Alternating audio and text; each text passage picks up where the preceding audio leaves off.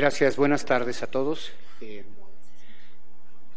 Quiero dividir los 15 minutos que tengo en tres aspectos que a mi juicio pueden ser interesantes, solamente también para nuestros visitantes, muchos jóvenes estudiantes de diferentes lugares, para plantear algo que es importante en todos los aspectos. Este planteamiento comienza con un poquito la historia de la institución, brevemente. Para los que trabajan aquí, para los médicos que trabajan acá, para los compañeros que llevan muchos años aquí, esta es la imagen del terreno que tenía antes de la construcción del hospital. Esto es 1988, esa era la perspectiva que se tenía. Rápidamente, ¿cómo se va delineando el terreno? ¿Cuáles son las estructuras que se tienen? ¿Qué tipo de estructuras, de columnas, etcétera, para estar seguros de que tenemos edificios sólidos, bien construidos?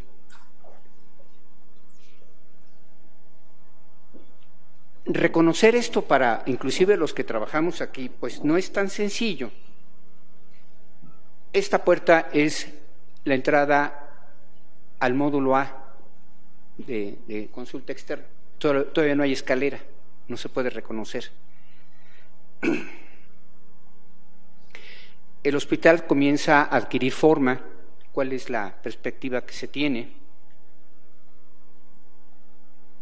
Para los que trabajamos aquí, bueno, pues este es el pasillo que nos lleva al comedor.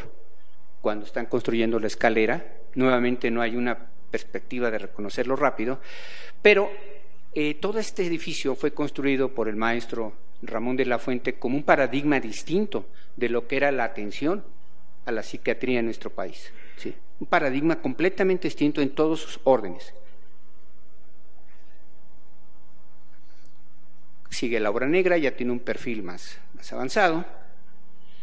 Y bueno, estos son los años 90, se ve completo, se ve con muy poca gente, pareciera que fuera sábado y domingo, no, es entre semana, no teníamos todos los problemas que tenemos ahora porque el crecimiento institucional ha sido formidable y ha sido de excelencia. ¿Qué hacemos? La pregunta es, ¿qué hacemos nosotros cuando ya hay un edificio construido como el que inauguraron las autoridades hoy en la mañana? Ya están los edificios, tenemos que organizarnos, tenemos que hacerlos funcionales. Muy bien. En la parte de la protección civil, ¿cómo nos hemos organizado?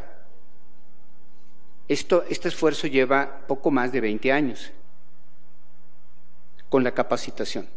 Todas las fotografías y las personas aquí son personas que trabajamos al interior del instituto. Esto es Brigada contra Incendios. Los brigadistas toman capacitación seria, no es un juego. Esto es en La Posta, en el Estado de México. Eso es un tanque estacionario que está prendido. Son brigadistas de aquí. Con los hidrantes, súbanse a apagarlo. ¿Sí? O sea, no es poca cosa. Tal manera que no somos bomberos profesionales. Sin embargo, esa gente sabe qué hacer en caso de una emergencia. ¿Cuándo va a suceder? Esperemos que nunca, pero si acaso, saben qué hacer. ¿Cómo traemos esos ejercicios externos al interior? Bueno, con la participación otra vez de todos. Los trajes de bomberos son profesionales y nuestros amigos residentes siempre se involucran en estos ejercicios, lo cual nos da mucho gusto. No sé si está por acá el doctor Ríos, que me acaba de presentar, es el doctor Ríos, en el 2010, ¿sí?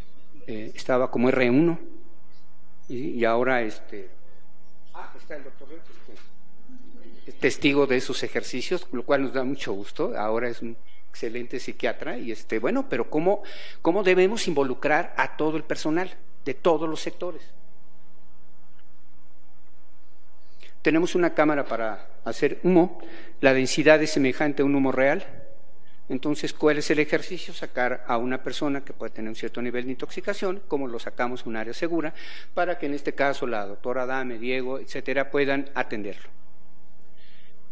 Otra vez, eso tiene que cubrir todas las áreas administrativas, de cocina, de investigación, laboratorios, etcétera, etcétera. Los simulacros se han ido paulatinamente haciendo más complejos, ¿sí? aquí en el 2016 hicimos uno de derrumbe y derrame de sustancias químicas peligrosas. No me pierdan de vista, por favor, estos trajes amarillos. Ahorita van a ver por qué.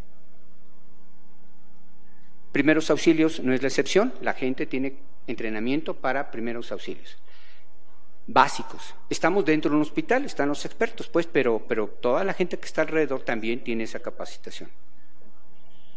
Y otra vez, tiene que cubrir a todos los sectores. Esto es mantenimiento. Ellos generan sus propios escenarios, a veces peligrosos, complejos, pero también entran a toda esta idea de lo que es la protección. Pues los maquillajes, aunque sea de mentiritas, pero sí nos da miedo, porque finalmente son personas que conocemos y tienen hemorragia. Entonces, ¿cómo atenderíamos a esas personas? Vean ustedes, cada vez se hace más complejo. Este es el 2015, la doctora Ontiveros, en ese momento su directora de hospitalización. Siempre contamos con la doctora Ontiveros hasta la fecha de hoy, ¿sí? El año pasado hicimos un simulacro de artefacto explosivo. Se trajo al escuadrón antibombas del Grupo Zorros para que viéramos qué tipo de entrenamiento tienen. Están llegando para desactivar el artefacto explosivo y luego cuando se van, ¿sí? Esto es julio del 2017, el año pasado. Ese mismo día también contamos con la ayuda y la presencia del doctor Valerio Villamil, de Alejandro Molina, que son ahora expertos en primeros auxilios psicológicos, estrés postraumático, etcétera, que ha ganado mucho terreno. Y otra vez, con todos los residentes, hombres y mujeres, estamos haciendo un simulacro. Tampoco lo pierdan de vista. Claro, nos sale con el micrófono, todos más o menos ensayando con una obra de teatro, pero hay un micrófono y estamos tranquilos. Esto es julio del 2017. Esta puerta, de las muchas que hay, todas son básicamente de emergencia, es donde van a salir todos nuestros pacientes. Esta puerta es vital para la seguridad de la población vulnerable de nuestra institución, los pacientes. ¿Cómo se traduce este ejercicio, la capacitación, en un compromiso moral hacia las personas?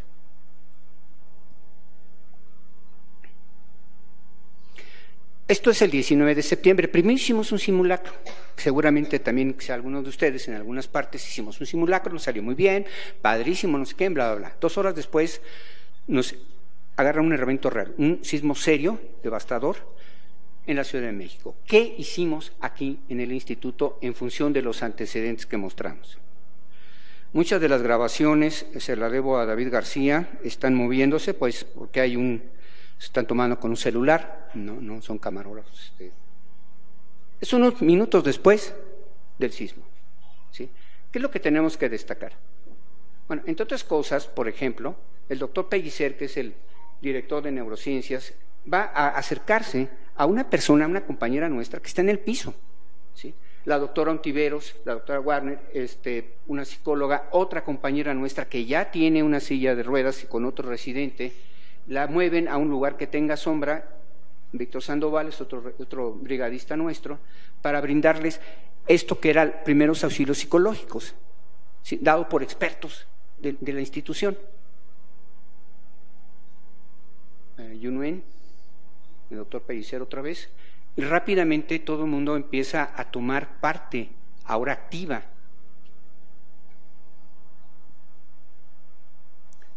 De un evento real. Esto es otro punto de reunión. Esto es hacia la parte que sale consulta externa. La gente está hablando con celulares, no hay miedo, los residentes están hablando con los pacientes de consulta externa, están dialogando con ellos, bajar los cuadros de ansiedad, personal de servicios subrogados. Y en esta área en particular es a donde concentramos a los pacientes de consulta externa. Y esa responsable del servicio es la doctora García Fonseca, que aquí aparece otra vez, con un radio, está dando instrucciones, un radio de comunicación, dan instrucciones, dan órdenes, toman el mando. La idea es cómo reducimos la ansiedad, el riesgo. Les había dicho de que no me dejaran de vista ese trajes amarillos. Esos no son de bomberos, son de derrames. contra derrames de sustancias químicas. Solo que en este momento, nuestro brigadista Gilberto Matamoros se está poniendo un traje porque en el tercer piso de adicciones hubo un derrame de acetato de amonio, calculamos que era como un galón, ¿sí? El nivel de toxicidad es alto. Entonces se están poniendo eso para entrar a ese lugar. Ya no es un simulacro. ¿Cómo reaccionamos? Claro, hay nervios, se nos caen las cosas, nos ponemos un poquito chueca la careta, la mascarilla, etcétera, pero sí tenemos que rescatar algo que me interesa de este video en particular, porque otra vez me está fallando, me puse esto al revés, primero este, luego el otro, pero vean esto. Hay una decisión. Esta persona está corriendo, no tiene dudas, ¿sale? Se va a meter al riesgo, saben qué hacer. Hay un perro, cuando vimos el video, ¿qué hace ese perro allá adentro? Bueno, como hicimos un simulacro a las 11 de la mañana, la persona que sale ahí entrena a un perro de búsqueda y rescate, lo trajo para el simulacro. Búsqueda y rescate de personas vivas. 2 horas después lo soltó a ese edificio para buscar que ese perro entrenado buscara a una persona. Se juntaron las dos, ¿sí? Pareciera que entonces la realidad supera la ficción, ¿sí? Es otro punto importantísimo. Aquí salen todos nuestros pacientes, la puerta que yo les decía. No hay más cuidados en la institución que se refiera hacia nuestros pacientes y familiares. Hay gente ya que está en silla de ruedas, lo están atendiendo. El doctor Muñoz, otra vez con un radio, es el subdirector de hospitalización, está dando órdenes a toda su gente alrededor para decir qué hacemos para contener la ansiedad, el miedo y que toda la población esté segura. Esto es el 23 de septiembre. Por razones de tiempo simplemente lo tengo que acortar, pero el sábado 23 todos teníamos más miedo, ¿sí? Toda la ciudad estaba y vuelve a temblar. Vean ustedes esto, por favor. Perdón, René.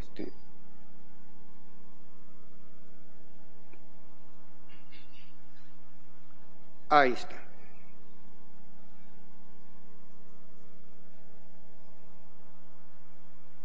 Gracias.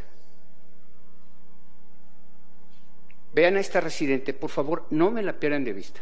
Ahí suena la alerta sísmica, el guardia la rebasa. Esa residente, yo pensaba, ¿se va a ir? No, se regresa. Los guardias, unos se quedan afuera para empezar a hacer una valla y los demás se quedan. Claro, todo el mundo está corriendo, es el sábado. Vean esta bata blanca, sí, ya se va segurito. No, se va a meter a tratamientos. ¿Para qué se están metiendo? ¿Para qué se regresan? ¿Por qué se regresan? Otra filipina azul. Se mete al otro tratamiento. Aquí están los pacientes a ambos lados. Empiezan a salir con el trauma kits, enfermeros, etcétera. Nunca hay personas que se vayan solas si no van batas blancas atrás o adelante de ellos. Los guardias siguen dando instrucciones, están señalando hacia dónde está el camino. Una enfermera del brazo, una paciente, 3, 6, 7 personas y una bata blanca atrás.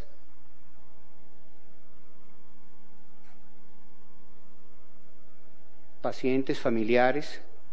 Vean esto, por favor. Nuestro compañero, un enfermero especialista, va tomado de la mano de su paciente. Puede no haber nada más personalizado que un médico o un enfermero vaya tomado de la mano de su paciente en una emergencia hacia donde está la luz, la salida, un lugar seguro. ¿Sí?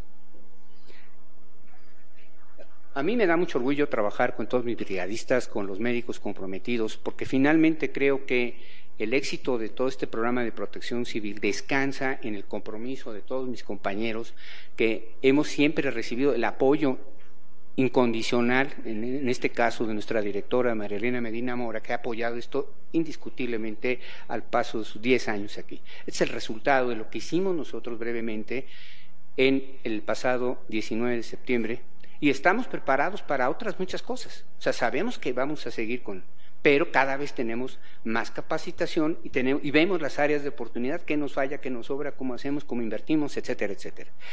Parte de lo que van a platicar mis compañeros es qué hicimos entonces también hacia el exterior y como parte de investigación del instituto, ¿sí? Por tal motivo, le cedo la palabra a la siguiente compañera.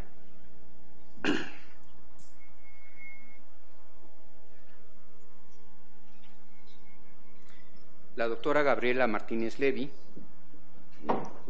que va a presentar un trabajo muy interesante.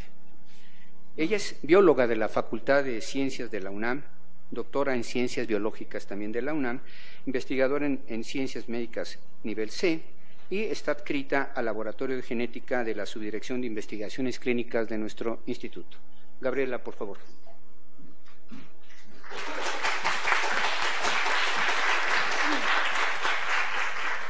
Bueno, antes que nada, agradecer al doctor Asay que nos coordinó para la presentación de esta mesa redonda, a los organizadores que nos invitaron a participar y a ustedes por estar aquí interesados en los temas que nosotros estamos hablando a estas horas ya de la tarde, en donde ya todos están cansados, vieron muchas cosas interesantes a lo largo del día y esperamos que lo que les presentemos también les cause interés. Bueno, cuando platicábamos con el doctor Asay sobre las intenciones de esta mesa redonda, era platicarles un poco pues qué habíamos hecho en las diferentes áreas del instituto después de vivir un temblor de esas características y con implicaciones importantes, como ustedes saben, en la salud mental de la población en la que vivimos, ¿no?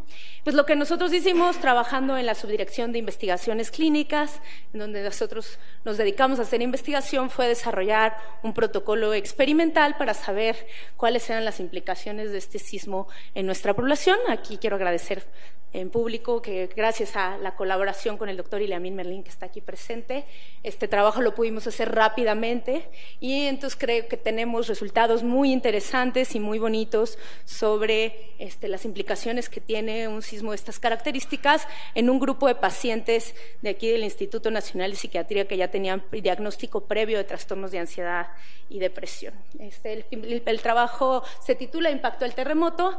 Yo le había puesto desde las moléculas a la salud mental, pero en realidad es desde la salud mental, porque lo primero que hicimos fue evaluar la salud mental de los pacientes, particularmente estrés postraumático, y después nos fuimos a evaluar algunas moléculas y les voy a presentar esos resultados. ¿No avanza? ¿Le piqué la estrellita? Ok.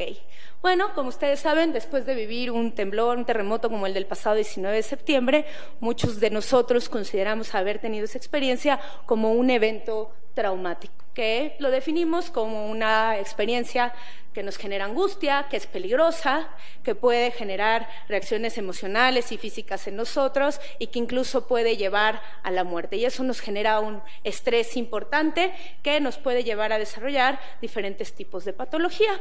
La patología psiquiátrica más común que se presenta después de vivir un evento traumático es el trastorno por estrés postraumático, que si bien su incidencia ha sido estudiada y sus datos han sido muy variables en distintos estudios, dependiendo de la población que se ha estudiado, por metaanálisis, es decir, el conjunto de muchos análisis, se ha detectado una incidencia de alrededor del 24% de este trastorno. Este trastorno se caracteriza por que las personas que lo viven reexperimentan persistentemente el acontecimiento traumático, en este caso el temblor, tienen evitación de estímulos relacionados al trauma, es decir, evitan los lugares donde vivieron el temblor, las cosas que estaban haciendo mientras vivieron el temblor, dificultades para mantener o conciliar el sueño, presentan irritabilidad o ataques de ira, dificultad para concentrarse, hipervigilancia y respuestas exageradas al sobresalto, especialmente cuando se escuchaba la alerta sísmica nuevamente, había una respuesta exacerbada, ¿no? Y se han reportado por varios estudios en la literatura que existen diferentes factores que incrementan el riesgo de una persona a desarrollar trastorno por estrés postraumático después de vivir un evento como el del 19 de septiembre del año pasado.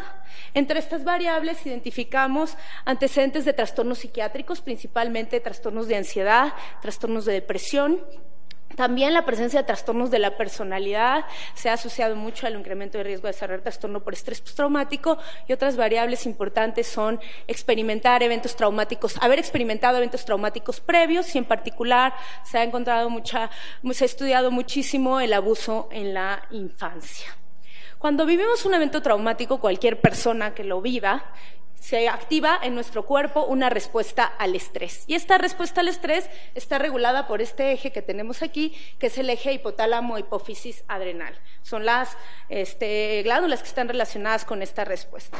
Lo que ocurre es que el núcleo paraventricular del hipotálamo se libera una hormona que se llama hormona liberadora de corticotropina, que estimula a la adenohipófisis, y esta libera una hormona que se llama hormona adenocorticótropa, ACTH. Esta llega a la corteza suprarrenal y ahí libera cortisol principalmente, quien se une a sus receptores, el receptor de glucocorticoides y mineralocorticoides.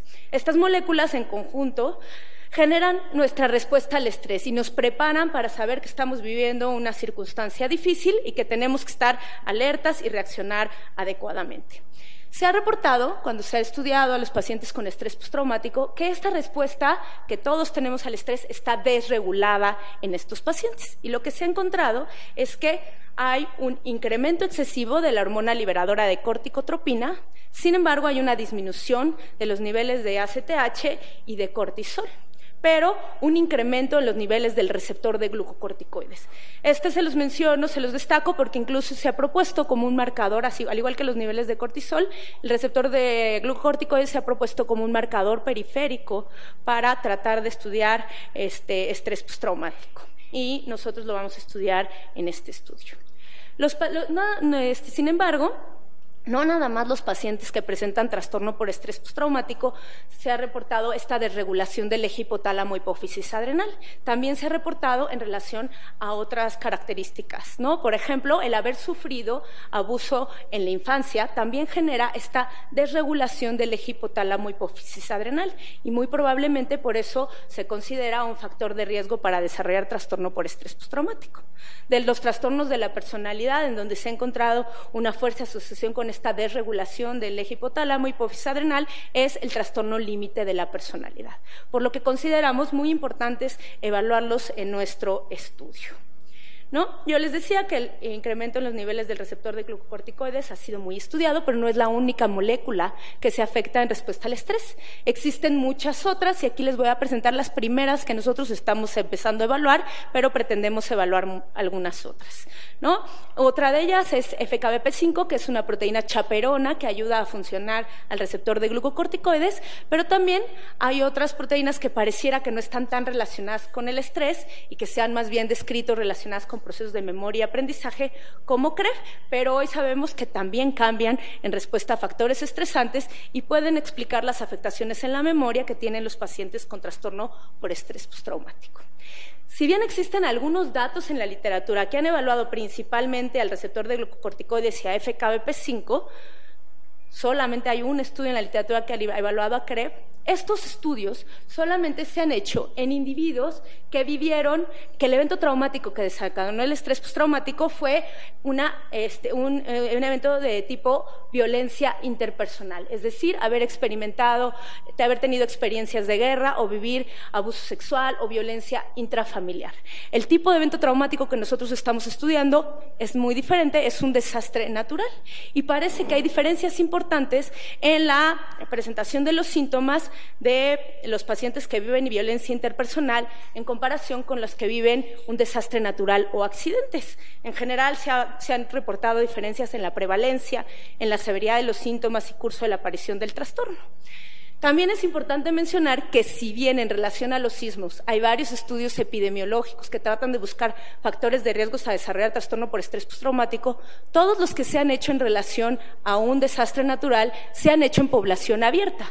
Van a las comunidades que se ven afectadas y estudian variables de riesgo. Lo que nosotros hicimos fue trabajar en una población clínica de pacientes que ya tenían antecedente previo de trastornos de ansiedad y depresión y evaluamos estas variables aquí, lo que consideramos que estos datos son sumamente interesantes y espero que a ustedes también les cause interés. Bueno, el objetivo general fue identificar en pacientes con historia previa de trastornos de ansiedad y del estado de ánimo qué variables, entre las que encontramos variables peritraumáticas, es decir, cómo vivieron los pacientes el sismo, dónde estaban, qué les pasó, qué experiencias traumáticas vivieron, etcétera, etcétera. Clínicas, antecedentes, por ejemplo, de otros trastornos psiquiátricos, de trastornos de la personalidad. Aquí también consideramos abuso en la infancia. Y moleculares, que son las moléculas que ya les mencioné que consideramos para este primer estudio interesantes. ¿Cómo se asociaron a presentar trastorno por estrés postraumático? 4 y 6 meses después del sismo y 7 y 9 meses después del sismo. Es decir, hicimos un estudio longitudinal porque, como les mencionaba, me puedo pasar tantito al anterior, el curso de la aparición de los síntomas también parece ser diferente dependiendo del tipo del evento traumático que se está viviendo. Entonces nos interesaba también hacer un estudio longitudinal de lo que estábamos evaluando. Entonces lo que hicimos al mes del evento traumático, un poco ya liberando toda la respuesta inmediata que se tuvo que dar, pues nos pusimos a trabajar rápidamente y comenzamos a colectar, junto con el área clínica dirigida por el doctor Iliamín, pacientes que tenían síntomas de estrés postraumático. Todos fueron individuos entre 18 y 65 años, pacientes que ya venían desde tiempo antes al instituto y tenían trastornos de ansiedad y depresión, que presentaban en ese momento síntomas de estrés postraumático referidos por su médico tratante, capaces de leer y escribir y que, después de explicarles el protocolo, estuvieron de acuerdo en participar en el mismo. Se consideraron criterios de exclusión la presencia de síntomas psicóticos de cualquier origen y que no hayan experimentado directamente el temblor del 19 de septiembre. Como les dije, hicimos un estudio longitudinal. Se tomó la primera muestra de 1 a 2 meses después del sismo, en donde colectamos muestras de sangre para los estudios moleculares. Se les hizo a los pacientes una entrevista sobre cómo vivieron el temblor y se les aplicaron 2 escalas. La PCL-5, que es una escala que sirve para medir severidad de síntomas asociados al trastorno por estrés postraumático, y CTQ, que mide abuso en la infancia. De los 4 a 6 meses después del sismo, volvimos a tomar las 2 muestras de sangre. Para ello nos ayudaron a Magdalena y José, que son técnicos del laboratorio, a quienes les agradecemos mucho su apoyo, porque la verdad fue un trabajo arduo. Estábamos colectando la mayor cantidad de muestras que podíamos, nos tuvimos que organizar con mucho cuidado. También se mostró una muestra de cabello para medir cortisol, pero ahorita no les presento los resultados de sus estudios. Se volvió a aplicar la entrevista PCL-5 autoaplicable, y en este momento los doctores Iliamín Merlín y la doctora Julieta Bermúdez nos ayudaron a aplicar una entrevista estructurada, aplicada por un psiquiatra, que tiene gran validez para poder evaluar el trastorno por estrés postraumático. Asimismo, aplicamos otra entrevista autoaplicable, que es el SCID-2, para medir trastornos de la personalidad. Finalmente, 7 a 9 meses después del sismo, volvimos a tomar las muestras de sangre, aplicamos el PCL-5 y el CAPS. En la primera colección de la muestra obtuvimos 60 pacientes. En la segunda logramos contactar a 43 individuos, de los cuales 15 tuvieron, en realidad son 17, aquí está mal, pero 17 tuvieron síntomas de estrés postraumático y 10 en la última evaluación de 42 individuos evaluados. Aquí nada más, al mismo momento que se tomó la muestra, ese mismo día se tenía que hacer la extracción de ARN para los estudios moleculares que les voy a presentar el día de hoy, y aquí Andrés Nani nos ayudó muchísimo en este trabajo, y agradezco a todos su apoyo en este estudio. ¿Qué es lo que encontramos? Ya para irnos a los resultados. Al medir, hicimos en la entrevista del cómo vivieron el temblor, les preguntamos muchísimas cosas: dónde estaban, si vieron que algún edificio se caía, si vieron alguna persona lesionada, si vieron alguna persona que había fallecido. Todas las preguntas que nosotros, de acuerdo a varias entrevistas que vimos en el momento, consideramos importantes. De todas estas variables, nada más encontramos 3 que se asociaron a presentar trastorno por estrés postraumático: si él o algún familiar había resultado afectado por el sismo. Esto es, que haya tenido algún familiar afectado, desde que haya tenido un daño físico hasta que su casa tuviera algún tipo de daño, incluso que la casa, ellos pudieran vivir en su casa, pero hubiera habido algún tipo de daño importante dentro de la casa en la que vivíamos. También encontramos que si les preguntamos si les causó si les tocó ver un edificio caerse, si les tocó ver alguna persona que fallecía, ninguna de estas variables se asoció con presentar estrés postraumático. La que se asoció fue cualquier cosa que ellos consideraran que incrementara su angustia al haber vivido el temblor. Muchos de ellos nos mencionaban que desde las noticias que veían en los noticieros les causaban angustia, y esto fue lo que se asoció a presentar trastorno por estrés postraumático.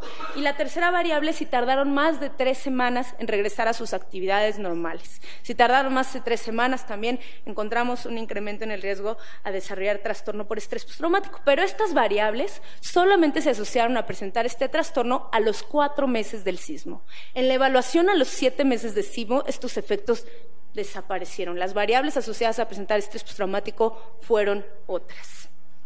Cuando medimos la variable de trauma en la infancia, encontramos también que la trauma en la infancia se asociaba a presentar trastorno por estrés postraumático, particularmente el abuso físico, la negligencia emocional y la negligencia física. De nuevo, de forma interesante, solamente encontramos que la asociación ya no se encontraba a los 4 meses, ahí no encontramos asociación con abuso en la infancia. Donde le encontramos fue con el estrés postraumático a los 7 meses del sismo, lo que nos llamó mucho la atención.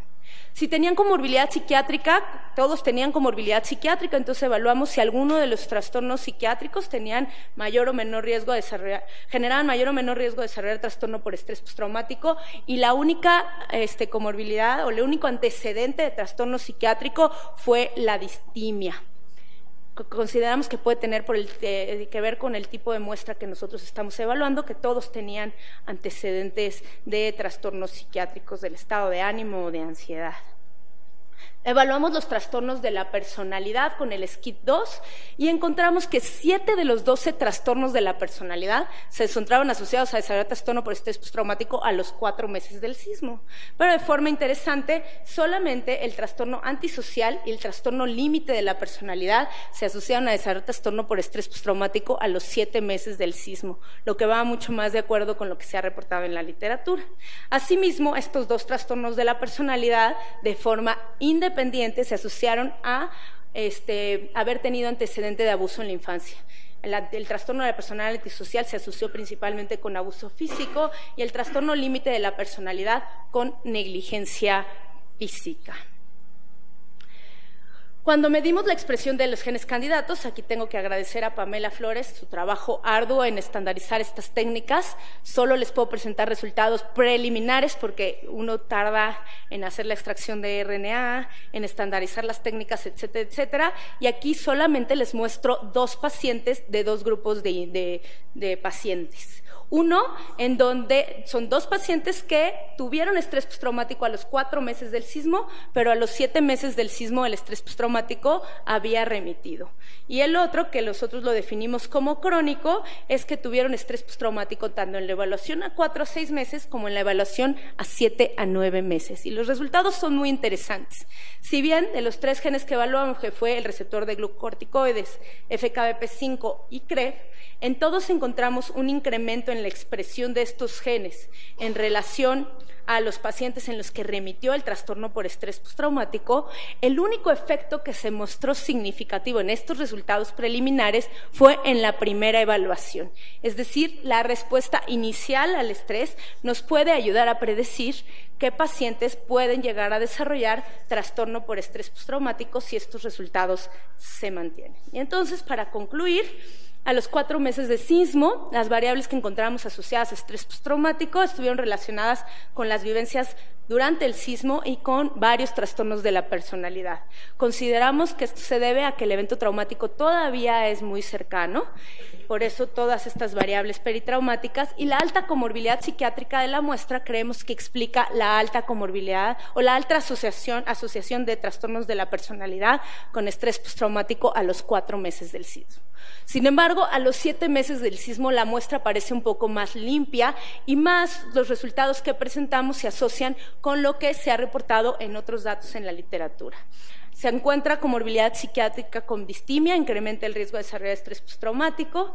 El abuso en la infancia, principalmente el abuso físico, la negligencia física y la negligencia proporcional, y los trastornos de la personalidad antisocial y límite. Recuerden que el trastorno límite de la personalidad se ha asociado fuertemente con presentar este trastorno. Además, estos trastornos de forma independiente también se asociaron con antecedente de afusia en la infancia, ¿no? Y como les decía, estos datos de lo que encontramos nosotros a los 7 meses del sismo se asocian mucho con lo que se ha reportado en pacientes con estrés postraumático asociados a otros tipos de trauma, ¿no? Y en otras poblaciones, lo que se nos hace interesante y nos indica que es importante considerar el momento en que se está haciendo la evaluación para hacer estas conclusiones.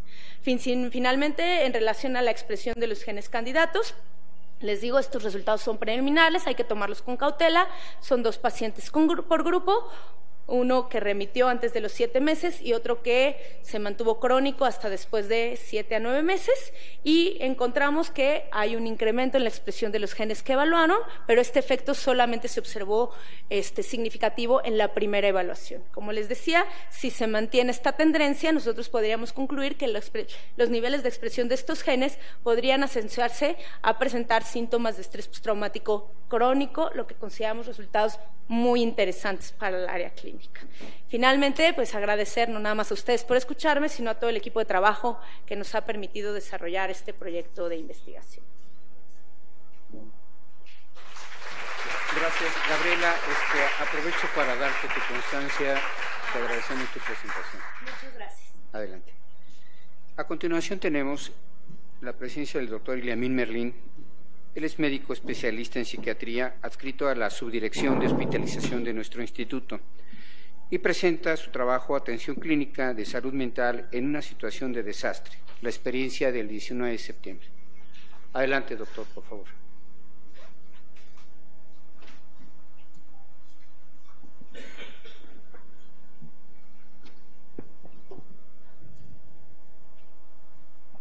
¿Qué tal? Buenas tardes. Muchas gracias por acompañarnos en esta reunión de investigación. Muchas gracias al doctor Miguel Asay por la invitación a esta mesa redonda, también a las autoridades y a los organizadores del evento. Gracias a ustedes por acompañarnos el día de hoy. Quiero decir que esta plática pues la quiero ofrecer como pues un homenaje a un año de todo este evento, de las personas que fueron damnificadas, que perdieron algún ser querido, que tuvieron pérdidas materiales o algún impacto emocional significativo después de vivir este sismo. Y también quiero ofrecerla como un reconocimiento y agradecimiento a todos nuestros compañeros, colegas y amigos que tuvieron a bien solidarizarse con todas estas personas y que contribuyeron para la atención de las mismas. Lo que yo les voy a platicar tiene que ver con una narrativa de cómo nosotros institucionalmente respondimos a la situación de emergencias. Bueno, me voy adelantando. El sismo pues se presentó el 19 de septiembre, ustedes saben, después de ese mismo día haber realizado un simulacro por la mañana, alrededor de la 1 de la tarde.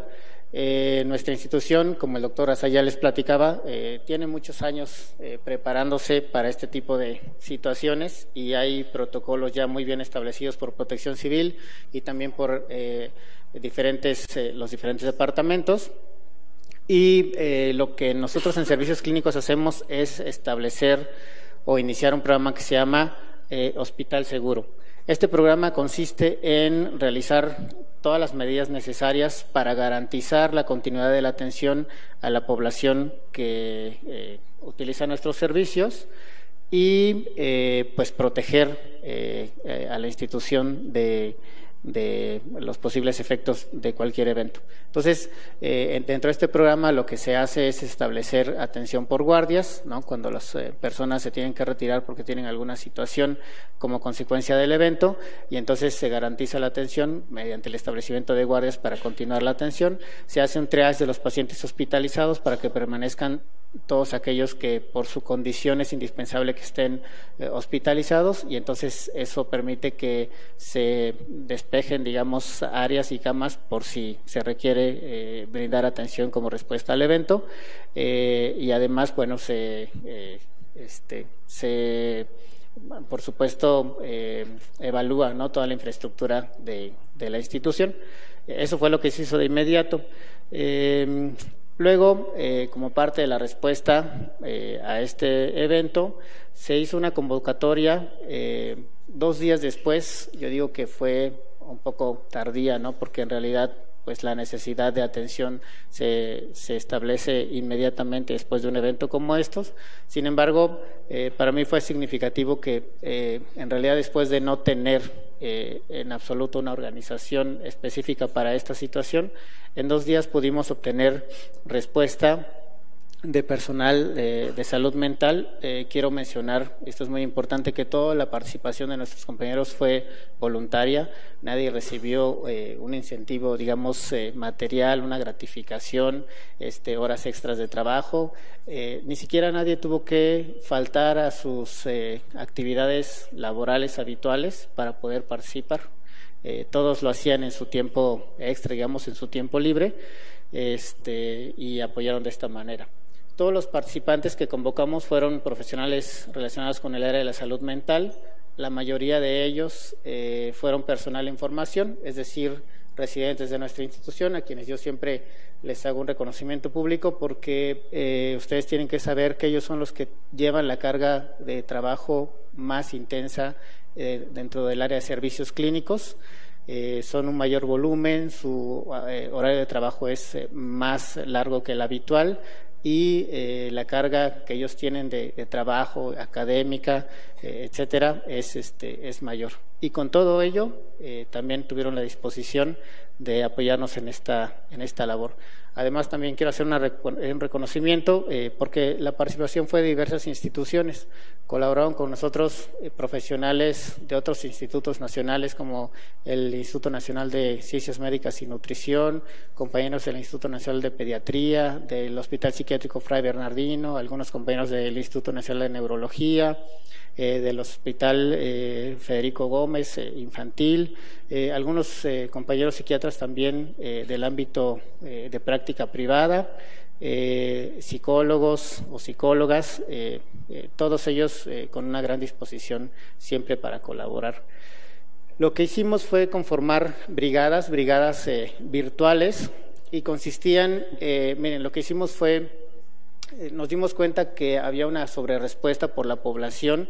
Ustedes se dieron cuenta en los medios de comunicación que había sitios en donde estaba mucha gente tratando de ayudar, de colaborar, queriendo ingresar, y había lugares en donde ya eso se volvía un caos y rebasaba lo que se necesitaba ahí. Había personas también que no tenían una capacitación específica, con mucha disposición, pero que a veces eso entorpecía las labores, ¿no?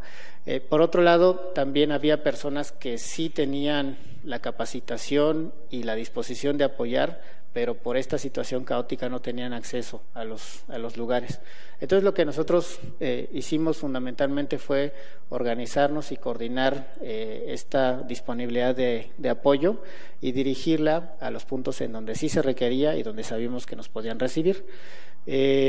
Nos contactamos de diferentes maneras con las personas que estaban coordinando o estaban organizando la logística en los refugios temporales, y les ofrecimos el apoyo de brigadas. Eran brigadas virtuales porque nosotros hicimos un chat en un WhatsApp, que fue la mejor manera de comunicarnos todos al mismo tiempo de forma masiva, y ahí lo que hacíamos era escribir una convocatoria en donde decíamos: se necesitan brigadistas en tal fecha, en tal horario, en tal lugar, por tanto tiempo, ¿no?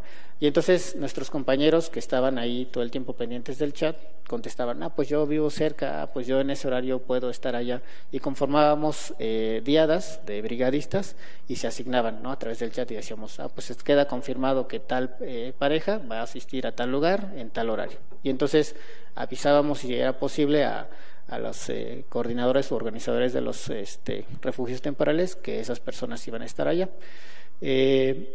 Esta gráfica la pongo porque, vean, el 21 de septiembre hicimos la convocatoria, tuvimos una reunión como a las 9 de la mañana, llegaron 10 personas que estaban interesadas en participar en esta actividad y ya para la tarde había 42 compañeros inscritos en el chat dispuestos a asistir.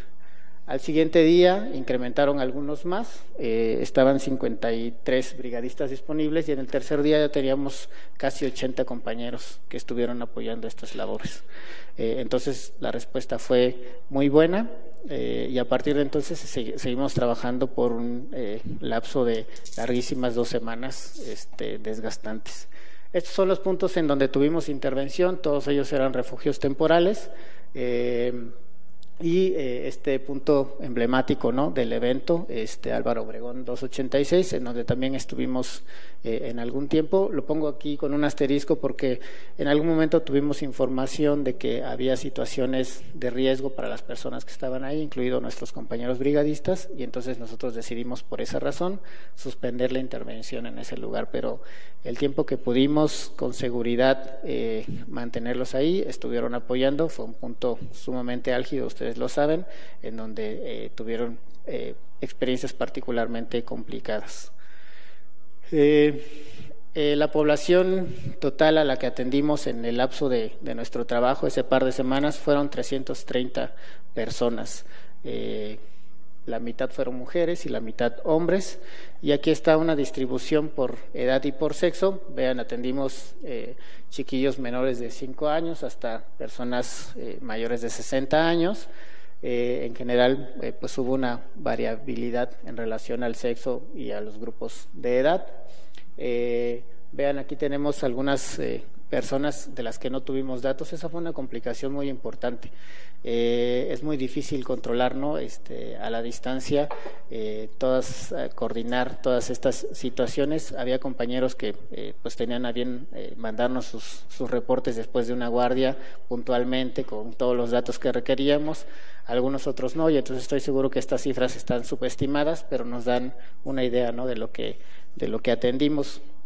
Sinceramente les digo que los números son fríos y a veces injustos. Cuando yo hice el recuento de los datos que teníamos y vi que eran 330 personas atendidas, pues yo había pensado que habían sido unas 10,000, ¿no?, por el estrés que vivimos en ese tiempo. Pero bueno, de todos modos, pues fue un trabajo que creo que pudo haber hecho diferencia en aquellas personas que en ese momento estaban necesitadas de la atención. Estos son los diagnósticos que nos fueron reportados. El más frecuente fue algo que se llama trastorno por estrés agudo. Es una reacción de ansiedad intensa que generalmente, les explicaba la doctora Gabriela Martínez, es consecuencia de una experiencia sumamente perturbadora para la persona que lo vive, y muchos de los atendidos tuvieron esta condición. Luego, otra condición reportada es un trastorno adaptativo, que es un padecimiento similar pero de menor intensidad y que generalmente se autolimita y remite con el paso de los días. Trastornos depresivos, trastornos de ansiedad generalizada, que seguramente eran más bien personas que ya tenían alguna historia, algún antecedente de esta condición, y debido a esta situación se exacerbaron sus síntomas y requirieron atención. Algunas personas que tenían insomnio, otros casos, por ejemplo, con trastorno bipolar, que también seguramente ya tenían el diagnóstico, o a raíz del estrés que les generó este evento, desencadenaron su primer episodio de elevación del ánimo, ¿no? Les cuento, por ejemplo, que hubo un caso muy significativo en la delegación Benito Juárez, en donde había una brigadista voluntario que estaba ahí removiendo escombros y dirigiendo brigadas de evacuación o de extracción de personas, y que llevaba ahí como 3 o 4 días trabajando, muy entusiasta, lleno de energía, con liderazgo, convocaba a las personas, y en algún momento pues se dieron cuenta que empezaba a hacer cosas demasiado intrépidas y riesgosas él, o exponía a otras personas.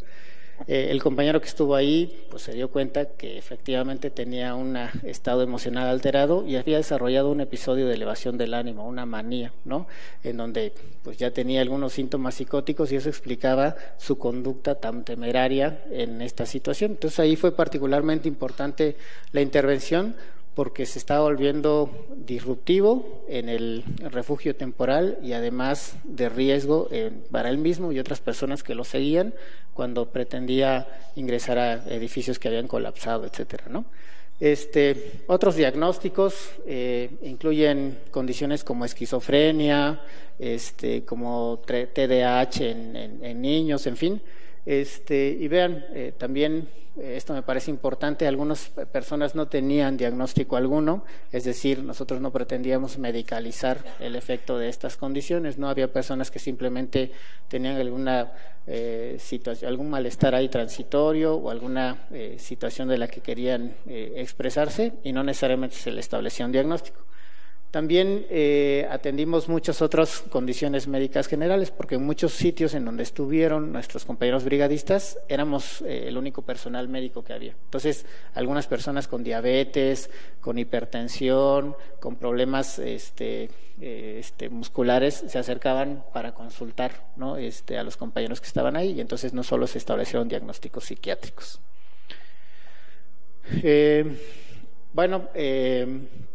Al final, les digo, fue una muy larga jornada. La verdad es que fue un par de semanas bastante estresante, desgastante. Nuestros compañeros también, algunos de ellos tuvieron algunos efectos emocionales, ¿no? Propios de este tipo de intervención, y son cosas que, por supuesto, nos dejan una experiencia y la necesidad de aprender y de prever este tipo de intervenciones para mejorarlas también. Les cuento finalmente otras actividades en las que institucionalmente tuvimos participación a raíz de este evento. Por ejemplo, un par de semanas antes, eso fue una casualidad por supuesto, nos reunimos en el Centro Nacional de Prevención de los Desastres para desarrollar un instrumento que permitiera detectar, hacer un tamizaje in situ durante eventos de desastre. Entonces hay un instrumento que se llama PDQ se llama SDQ, está mal escrito aquí, que fue desarrollado en Japón y que se utiliza justamente para eventos de desastre, y nosotros tratamos de adaptar ese instrumento para poder aplicarlo aquí. Bueno, pues 2 semanas después fue muy útil porque efectivamente lo pudimos difundir a los brigadistas y estuvieron aplicándolo, ¿no? En honor a la verdad, tengo que decir que cuando se hicieron los análisis de confiabilidad y de validez del instrumento no nos quedó muy bien. El Departamento de Psicología de la UNAM se encargó de analizarlo, y entonces pues se requieren algunos ajustes en los que ya se trabaja para afinarlo. También tuvimos actividad de capacitación, por ejemplo en el CENAPRED, un día nos reunimos el doctor Valerio Villamil, el doctor Alejandro Molina y un servidor, y se capacitaron alrededor de 800 personas en un día en 3 sesiones diferentes, tienen un auditorio muy grande, y en primeros auxilios psicológicos. Y también la Clínica Condesa, que estuvo coordinando sus propias brigadas, nos invitó un fin de semana a la doctora Marta Ontiveros y a mí a capacitar en primeros auxilios psicológicos. Ahí se capacitaron, en lo que nosotros participamos, alrededor de 400 personas también. Dimos un curso de capacitación avalado por la Asociación Psiquiátrica Mexicana, que denominamos 19 de septiembre de 2017, efecto de los sismos en la salud mental, en donde hablamos de la atención en este ámbito a personas afectadas, a niños, de tratamiento psicoterapéutico y farmacológico, justamente pues procurando que nuestros compañeros tuvieran una área de capacitación, preparándonos para lo que viniera, ¿no? También quiero decir que la APM, durante el trabajo que hicimos nosotros, nos estuvo apoyando, hicieron una donación de algunos medicamentos también que permitió atender a algunas personas. En algunos centros,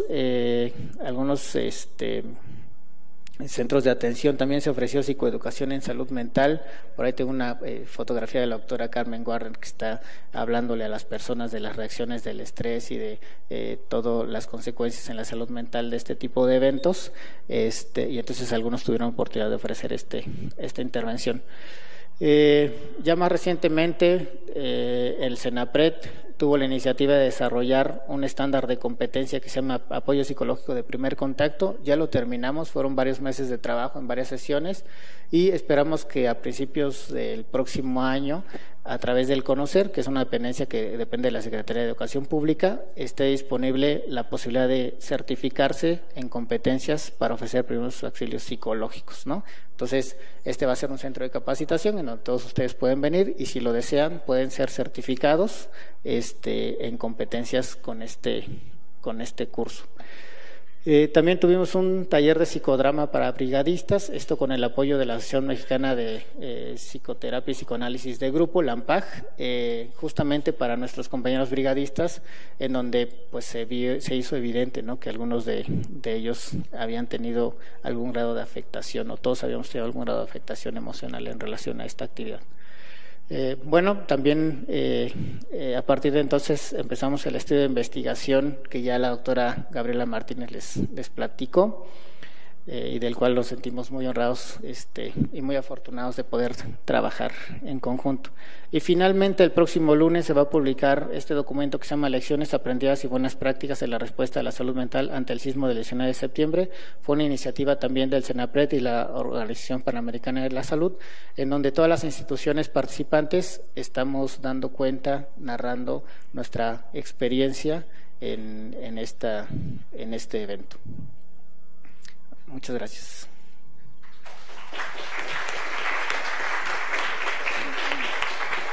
Gracias, doctor. Le paso su constancia, le agradezco mucho. Felicidades. A continuación, tenemos a la maestra Miriam Moreno, por favor. Ella estudió la licenciatura en Psicología en la Universidad Veracruzana, hizo sus estudios de maestría en Salud Pública en el Instituto Nacional de Salud Pública, actualmente estudiante del doctorado en Salud Mental Pública de la Facultad de Medicina de la UNAM. Es investigadora en Ciencias Médicas B, adscrita a la Dirección de Investigaciones Epidemiológicas y Psicosociales. Por favor, maestra.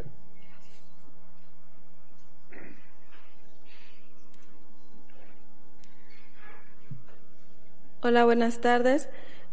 Yo les voy a hablar un poco cuando nos invitaron a esta mesa, fue como para platicarles un poco sobre lo que hicimos después del sismo en el área de la Dirección de Investigaciones Epidemiológicas, la DIEP, que de aquí del instituto. Ya los demás ponentes presentaron cosas de otras áreas, entonces a mí me toca hablarles un poquito de esto. Quisiera agradecerle a la doctora Silvia Carreño, que fue quien me estuvo, entre las dos hicimos esta presentación y creo que estuvimos coordinando muchas actividades de esto, igual que Marilú, que ahorita no está en licencia. La maestra Eva Rodríguez también, que ella estuvo participando en muchas de estas actividades. La maestra Guillermina Natera, que siempre fue como nuestro apoyo, ¿no? Y bueno, la intención de presentar esto, de platicarles esto, es como para también resaltar como las capacidades y habilidades con las que contamos en el área y también saber si estamos preparados para si hubiera otro evento de esta magnitud o cualquier situación de desastre, ¿no? Para ver qué aprendimos y qué es lo que nos hace falta.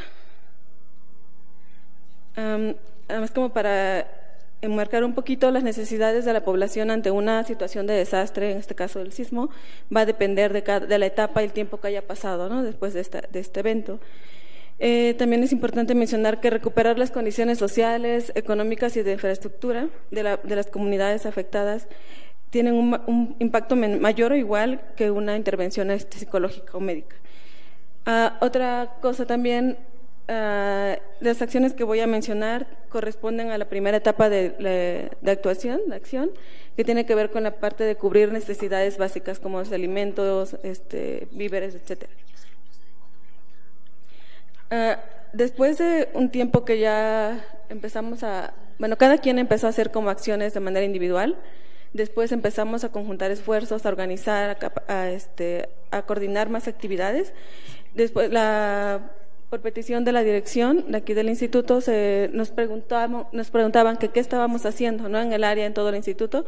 Se le encomendó a la doctora Silvia Carreño que recaudara esta información. Ella diseñó un pequeño cuestionario, el cual nos pasó a todos los investigadores del área a través de correo y organizó esta información. Entonces, se dividieron las actividades como en 3 grandes rubros. La primera fue en la parte de participación en brigadas, que fue recolección de víveres, entrega, remoción de escombro, adaptación de viviendas. En la segunda actividad fue como el apoyo psicológico, básicamente en albergues, en las comunidades, donde ahorita se los voy a mencionar, y fueron actividades como de contención psicológica a niños, a jóvenes, adultos mayores, y donde la mayoría de las personas que reportaron esta actividad mencionaron que hubo más crisis de ansiedad, depresión y angustia. También hubo difusión de materiales de apoyo, como son cuentos, cápsulas, videos. En realidad son muchos folletos que ya están trabajados en el área, ¿no?, por otros investigadores en otros proyectos. También la directora del área, la maestra Natera, dio una entrevista en TV UNAM, que fue básicamente para hablar de cómo afectaba esta situación de emergencia a los niños y la importancia de atenderlos también. También, bueno, antes de todo esto que les voy a platicar fueron actividades que reportaron en este instrumento y cosas que nos fuimos enterando después. Sin embargo, hay cosas que no están reportadas porque también hay muchos investigadores que no lo dijeron, porque también partíamos de la idea de que son cuestiones de ayuda humanitaria y que muchos no lo mencionaron como tal, ¿no? Esta es como evidencia de, aquí fue los primeros lugares que se visitaron haciendo brigadas. Aquí fue por ejemplo, la doctora Silvia Carreño con su familia, sus hijos, todos se organizaban, fueron a remoción de escombro y también llevaron material didáctico para los niños que ya iban a ingresar a las escuelas.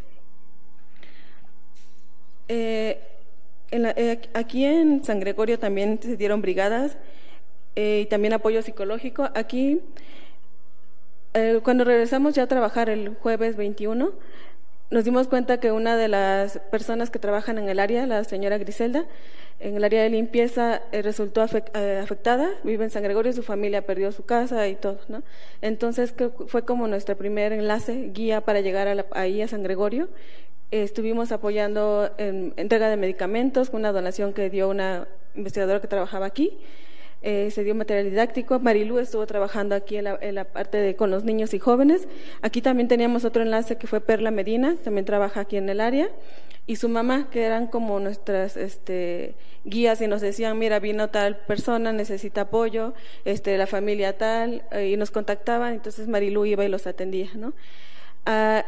Aquí a través de la señora Griselda se dio como un apoyo más a mediano plazo. Incluso en diciembre se organizó como una venta de Nochebuenas aquí en el área, en el instituto, para como la idea de reactivar la economía, ¿no? La población de San Gregorio pues se dedica a esto en gran parte, y entonces ya habían pasado varios meses, pero pues seguían y siguen todavía con problemáticas, ¿no? En la parte de la atención a niños, a través de un contacto de la UNAM, contactaron a una investigadora de aquí. Necesitaban apoyo de talleres y trabajo con niños en Ucuilán de Arteaga, donde las escuelas primaria, secundaria y telesecundaria resultaron afectadas, incluso creo que quedó destruida la telesecundaria. Entonces contactaron aquí a personal que trabaja con niños, el equipo de Huellitas, y hicieron 2 visitas, trabajaron con estos 3 grupos en sesiones grupales, pero también en estas sesiones y a través de los directores canalizaban a otros niños a sesiones individuales, ¿no? Y eran como las áreas que trabajaban con ellos.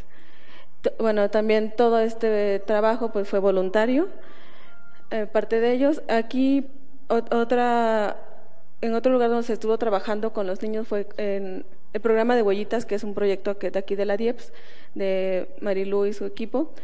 Ellos están trabajando ya su programa en 3 escuelas de aquí en estas delegaciones, en la Ciudad de México, y los directores les pidieron que trabajaran con los profesores porque ya iban a regresar a clases y les faltaban como herramientas para el trabajo, para recibir a los niños, ¿no?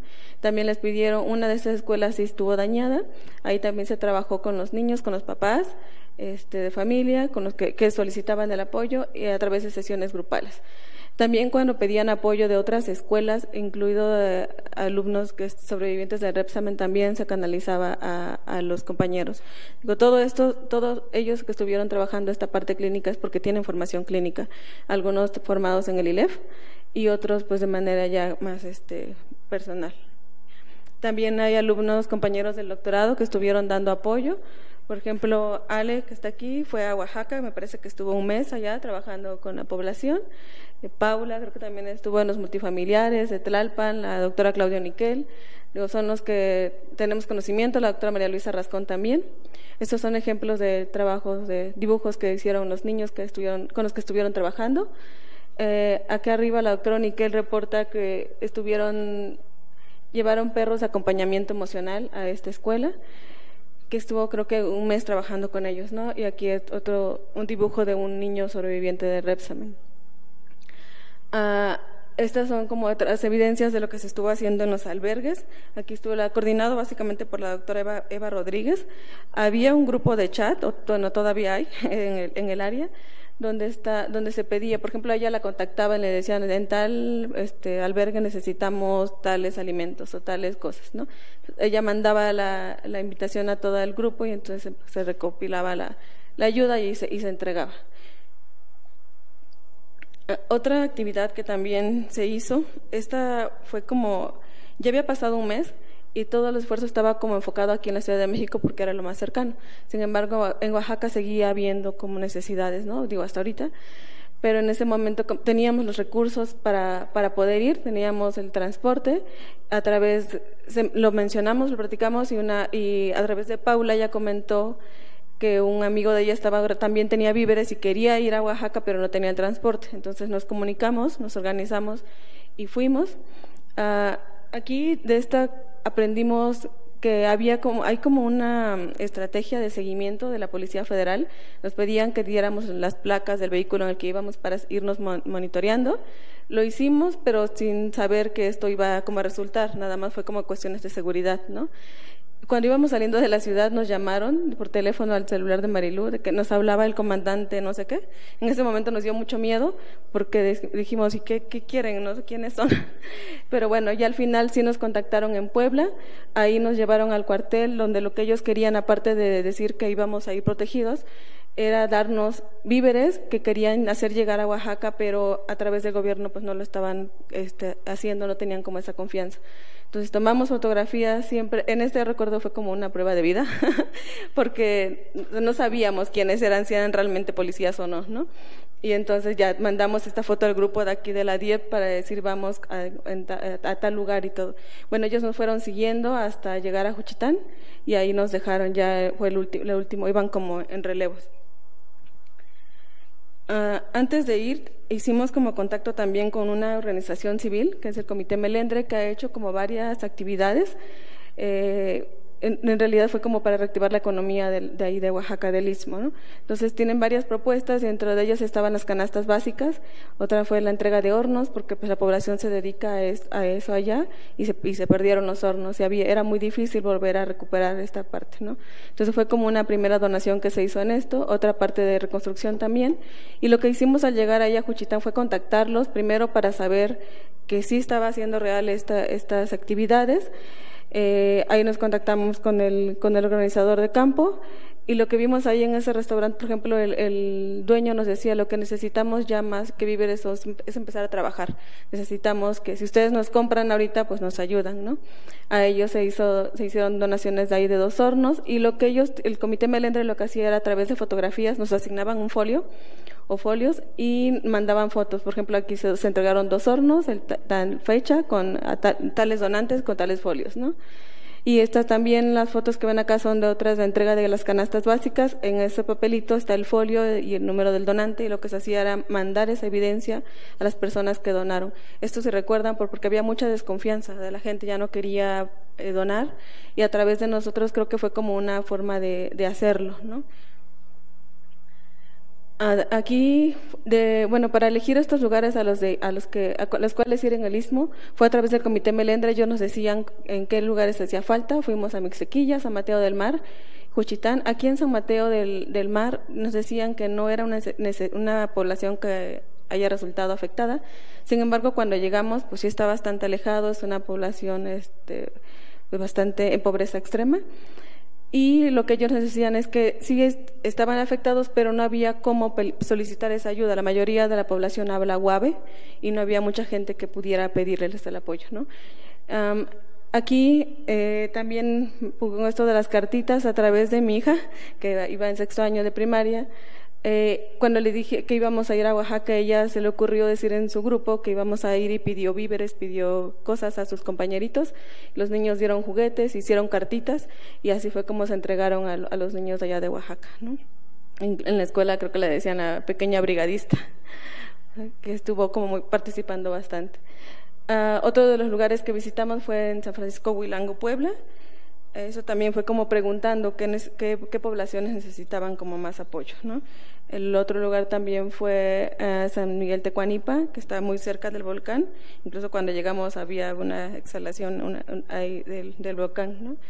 Algo que nos llamó la atención de este lugar es que, bueno, ahí se cayó una barranca, justo donde está la foto de la segunda. Ahí ya tenían 3 meses sin agua potable y todo lo que esto implicaba, ¿no? Y cuando nosotros salimos de ahí, fuimos en un coche. La carretera está de muy difícil acceso, son 2 carriles. Hubo un momento que nos tocó un camión grandísimo y no sabíamos cómo íbamos a pasar, ¿no? Entonces lo que nos llamó la atención de ahí es, bueno, y si hubiera una evacuación por el volcán, ¿qué va a pasar? ¿Cómo sale la población de ahí, ¿no? Porque no es poca gente la que vive ahí. Y bueno, en estos lugares siempre procurábamos llegar con algún guía, alguien que nos llevara a los lugares que más necesitaban, pero sobre todo también como por seguridad. En este caso, la chica con la bolsa verde, Eli, ella nos acompañó. Y otra cosa que nos llamaba mucho la atención es que era gente que no pedía para ellos, en realidad era para la gente que más lo necesitaba, ¿no? Adultos mayores sobre todo. Esas son como las instituciones que estuvieron apoyándonos. La red de eslabones, por ejemplo, estuvo en Jojutla, el ILEF a través del apoyo psicológico, etc. Otra de las actividades que se hizo también aquí en el instituto, aquí a cargo de la doctora Álvarez y Casa, la doctora Medina Mora, que ya comentó un poco el doctor Iliamín, es que la Secretaría de Salud encomendó al instituto crear un programa nacional de atención a la salud mental ante situaciones críticas y de desastres. Entonces, lo primero que se hizo fue un diagnóstico en estos 5 estados, Ciudad de México, Puebla, Morelos, Chiapas y Oaxaca, para ver cómo se había atendido la parte de la salud mental en estos estados, ¿no? Después se hicieron acciones con otras organizaciones civiles, con la OPS, Senapred, y al final ya hay un plan nacional que hace 15 días presentó la doctora Deni Álvarez y Casa. Aquí lo que establece son necesidades a través de etapas del sismo, el primer mes, donde resalta la importancia de trabajar intervenciones psicosociales con la comunidad, el trabajo con niños, necesidades básicas, y va a los 4 meses y hasta llegar al año, ¿no? Que es la etapa de reconstrucción, que debería ya de estar lista, pero pues está como más todavía en trabajo.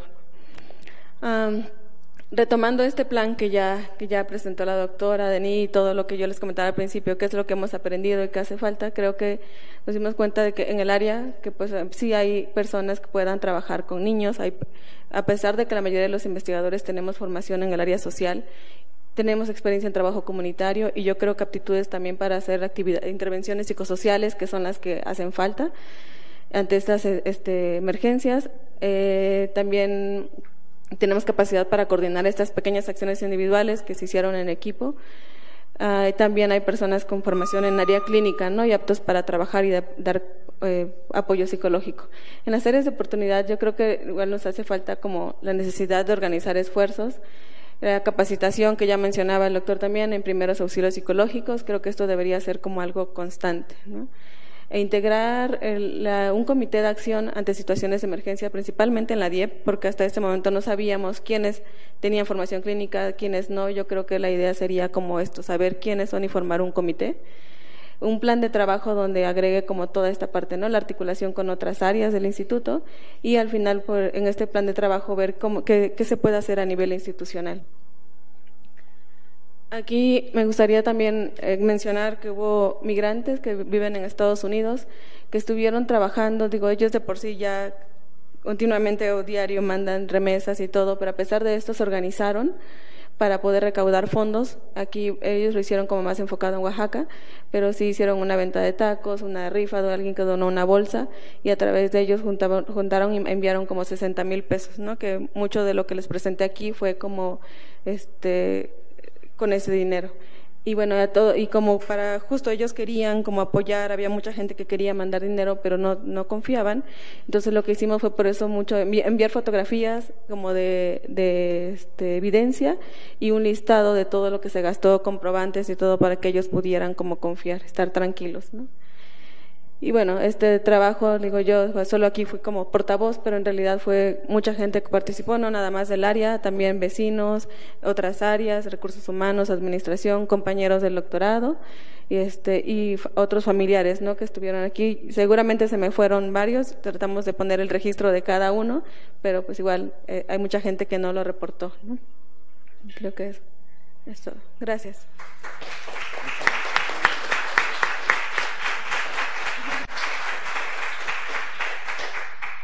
Finalmente tenemos a la maestra Marcela Biagini. Es maestra en psicología por parte de la Facultad de Psicología de la UNAM.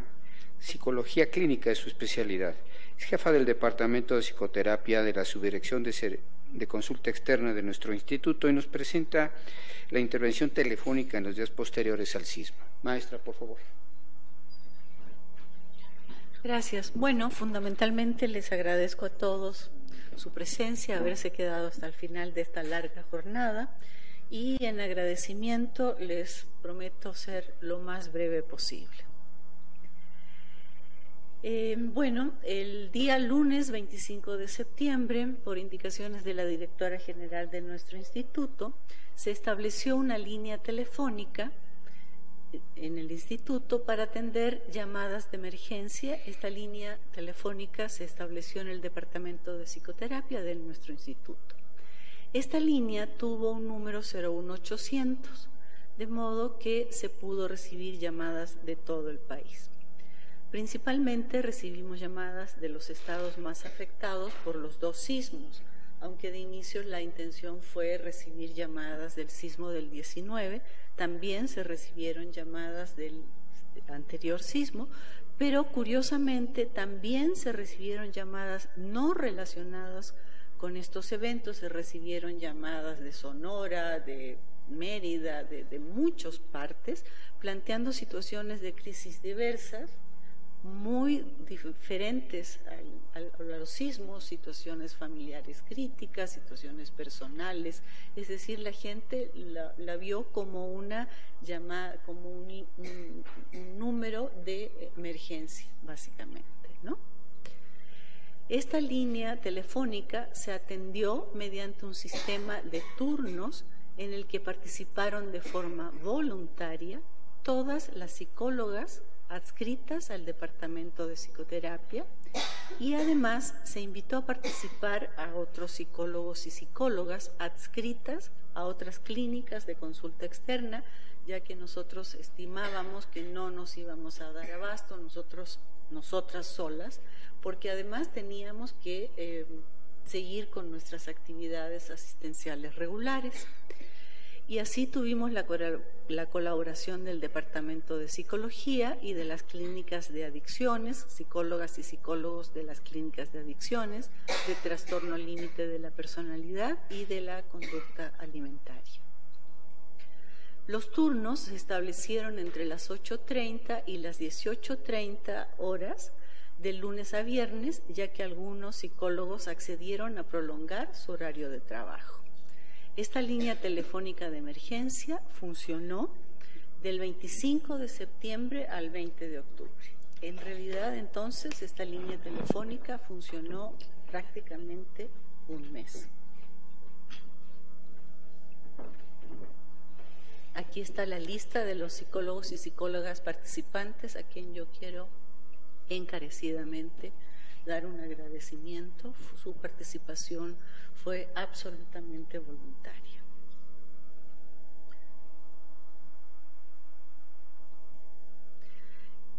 Es necesario destacar que la participación en la atención de esta línea de emergencia, insisto, fue voluntaria. Las razones de esta participación hasta la fecha no se han explorado, seguramente son diversas, eso puede ser motivo de alguna otra investigación. Sin embargo, al efectuar las breves entrevistas cualitativas para esta presentación, me percaté de que quedó la necesidad de hablar de esta experiencia, quedó una sensación de bienestar profundo al haber ayudado y quedó una conexión especial entre las y los participantes. Con posterioridad a esta modalidad de intervención en crisis, no se realizó un proceso de cierre, de contención, de recapitulación emocional de la experiencia vivida. Nadie lo solicitó y la coordinadora, es decir, la coordinadora fui yo, consideró una imposición organizar alguna actividad al respecto. Piensen ustedes que durante todo un mes, todas las y los psicólogos participantes en esta línea telefónica de emergencia estuvieron recibiendo y escuchando relatos dramáticos de gente que nos hablaba por teléfono. Y ahora lo que yo voy a hacer es entonces caracterizar cómo se realizó la intervención telefónica.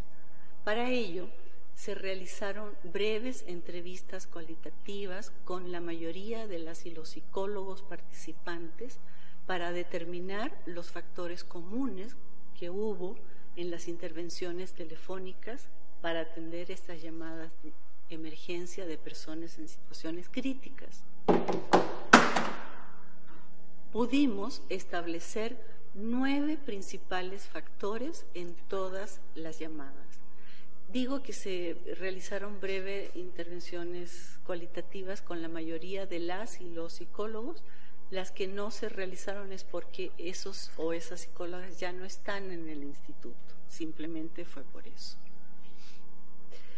Entonces, lo primero que me di cuenta, lo primero que me percaté es que la persona que recibía la llamada, a pesar de que se sabía que era un número del instituto, la persona al contestar la llamada decía: usted está hablando al Instituto Nacional de Psiquiatría, usted está hablando con Juan Pérez, psicólogo de este instituto. Y todos me refirieron que esas 2 identificaciones producían una gran tranquilidad en la persona que recibía la llamada, pues sabía que estaba hablando a un lugar experto y con un experto. La tercera cosa que hacía la persona que contestaba la llamada telefónica era un triage psicológico. Esto es para determinar si era posible atender la situación en crisis que planteaba la persona que llamaba a través del teléfono, o si era necesaria la atención psiquiátrica presencial en un servicio de urgencias. En esos casos se trataba de hacer un contrato telefónico para que la persona acudiera preferentemente al servicio de atención continua de este instituto.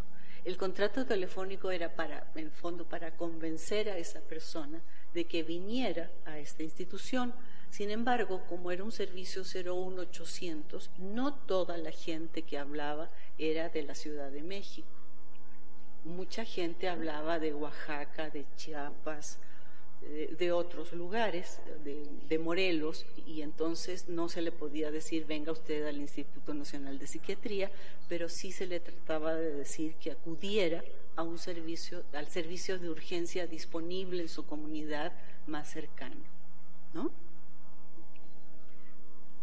Se determinó que personas que presentaban síntomas tales como ideas de muerte, severas crisis de angustia, llanto incontrolable, desorientación, crisis disociativas, ideas de hacerse daño, insomnio severo, desregulación emocional, entre otros, o personas en situaciones tales como sin redes de apoyo, es decir, personas solas, con enfermedades psiquiátricas previas, niños o ancianos, personas que hubieran estado expuestas a escenas que causaran impactos muy fuertes, personas que hubieran visto derrumbarse un edificio o que hubieran visto morir a personas, brigadistas que no hubieran descansado en más de 72 horas, y esto era muy frecuente, debían referirse a un servicio de urgencias. El cuarto proceso que se realizaba era la escucha activa y empática. Esto realmente era un desafío. ¿Cómo transmitirle a la persona que nos hablaba por teléfono que lo estábamos escuchando activa y empáticamente, ¿no? Y entonces, ¿cómo lo hacíamos?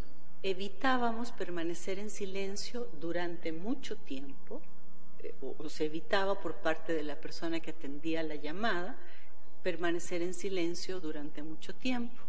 Ello se conseguía a través de una voz tranquila, una velocidad moderada cada vez que se hablaba y un tono medio en la respuesta. Se conseguía también parafraseando al interlocutor e intercalando pequeñas exclamaciones del tipo la escucho, continúe, ¿qué más? Dígame. Es decir, no había grandes silencios, siempre estábamos hablándole, diciéndole antes algo. También era muy importante organizar el discurso del interlocutor, haciendo un pequeño resumen de su comunicación para que él o ella pudiera escuchar y evaluar si era eso lo que quería comunicar o si era necesario hacer aclaraciones. El cuarto procedimiento era la validación de las emociones expresadas por el interlocutor, y esto era realmente un proceso terapéutico, porque esto es lo que realmente en muchas intervenciones terapéuticas de muchos tipos es lo que se hace. Dado que las emociones que expresa una persona no son nunca inadecuadas, la validación de estas fue uno de los puntos centrales de la intervención telefónica. Ello se hizo a través de varias técnicas, cada terapeuta tenía su técnica, pero principalmente normalizando lo que expresaba, la emoción que expresaba el interlocutor, con frases como: es natural que usted haya experimentado miedo, el miedo es una emoción que nos alerta de un peligro, que nos protege, el miedo se desarrolla frente a una situación real, es decir, la normalización de la emoción expresada. Ofreciendo información acerca del impacto del sismo en víctimas secundarias y terciarias, es decir, en víctimas que no estuvieron directamente involucradas, pero que fueron parte de la crisis y que la vivieron con mucha culpa. Una de las emociones que más se validó fue la culpa. Culpa que la gente sintió por razones diversas, por no haber sido dañado por el sismo, incluso por estar ocupando en ese momento innecesariamente, a decir de ellos, la línea de emergencia. También se ofrecía información sobre la respuesta aguda del estrés. Eso ayudaba a normalizar las emociones, lo que contribuía a normalizar las reacciones emocionales que expresaba el interlocutor. Se ofrecían pequeñas frases de consuelo, como entiendo, comprendo, y esto último es ayudando a identificar las emociones predominantes. En un estado de crisis aguda, la gente no tiene idea de lo que siente. Se siente en un estado de turbulencia emocional y no sabe lo que siente. A través de la línea telefónica nosotros les ayudábamos a clarificar sus emociones, que eran básicamente miedo, culpa, básicamente, ¿no? Se trabajó siempre el aquí y ahora. Se trabajaba siempre la crisis del momento. En todo momento se focalizó la atención de la persona en sí mismo y en la solución de la situación actual. En muchas personas se activaron muchos traumas pasados. Por ejemplo, la muy reciente inundación de Vaqueritos, porque además de los dos sismos estaba la inundación de Vaqueritos. Sin embargo, se trató de traerlos a la hora, que no se generaran otras ideas catastróficas. El trabajo se focalizó principalmente en las reacciones de las primeras 72 horas. Todas las intervenciones que los compañeros realizaron finalizaron ayudando al interlocutor a efectuar ejercicios de respiración profunda que perfectamente se pueden realizar a través del teléfono y de relajación guiada, ambas cosas a través de diversas técnicas. Cada terapeuta lo hizo con las técnicas que conoce, como un efectivo recurso antagonista de la ansiedad.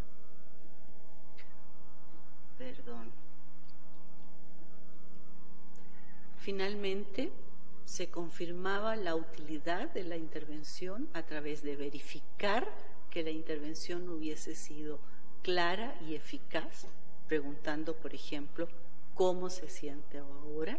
Se invitaba a repetir la estrategia de respiración aprendida y se invitaba a mencionar las emociones que se habían aclarado. Finalmente, se proporcionaba información sobre diversos centros de atención en salud mental en la Ciudad de México o en los estados. ¿Vieron que fui muy breve? Eso ha sido todo.